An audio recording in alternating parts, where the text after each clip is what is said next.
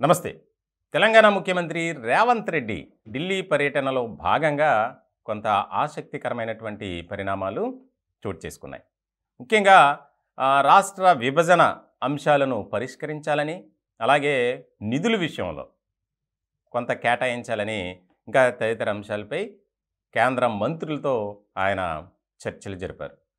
ఆయన అంశాలు ఏదైతే ప్రతిపాదించారో, లేవనెత్తారో వాటన్నిటికీ కేంద్రం సానుకూలంగా స్పందించినట్లు కూడా మనకు తెలుస్తుంది. ప్రధానంగా విభజన సమస్యలను ఏవైతే ఉన్నాయో వాటిని పరిష్కరించాలి, అలాగే పాలమూరు ప్రాజెక్టుకు జాతీయ హోదా కల్పించాలని, అట్లనే పిఎం ఆవాస్ యోజన కింద ఇందిరమ్మ ఇల్లు నిర్మాణానికి అనుమతి ఇవ్వాలి, అలాగే నిధులు కేటాయించాలి. ఇవన్నీ వాటి గురించి కూడా చర్చించారు. దానికి కూడా సానుకూలంగా స్పందించింది కేంద్రం. ముఖ్యంగా యాంటీ నార్కోటిక్స్ బ్యూరో బలోపేతానికి 88 కోట్ల రూపాయలు నిధులు కావాలని కేంద్ర మంత్రులను ముఖ్యమంత్రి రేవంత్ రెడ్డి అడిగారు. దానికి కూడా సానుకూలంగా స్పందించారు.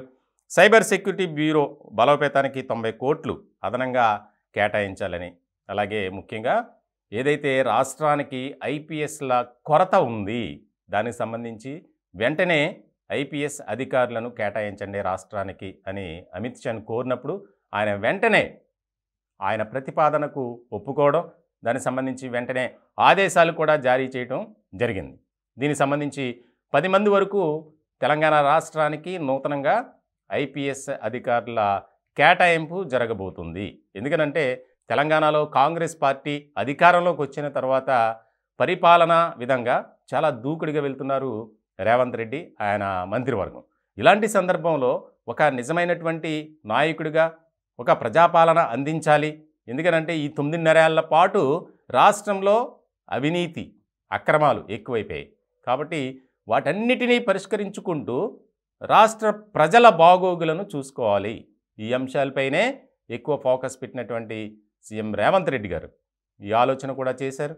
ముఖ్యంగా ఈ నిధులు కేటాయింపు విషయంలో కానీ, అధికారుల కేటాయింపు విషయంలో కానీ, అలాగే పాలమూరికి జాతీయ హోదా కల్పించే విషయంలో కానీ వీటన్నిటి మీద సుదీర్ఘంగా చర్చించిన తర్వాత చాలా కీలకమైనటువంటి పరిణామం కిందే మనం ఇది చెప్పుకోవాలి. రాష్ట్రానికి త్వరలోనే వీటన్నిటినీ రప్పించుకోవడానికి ఆయన విశ్వ ప్రయత్నాలు చేస్తున్నారు.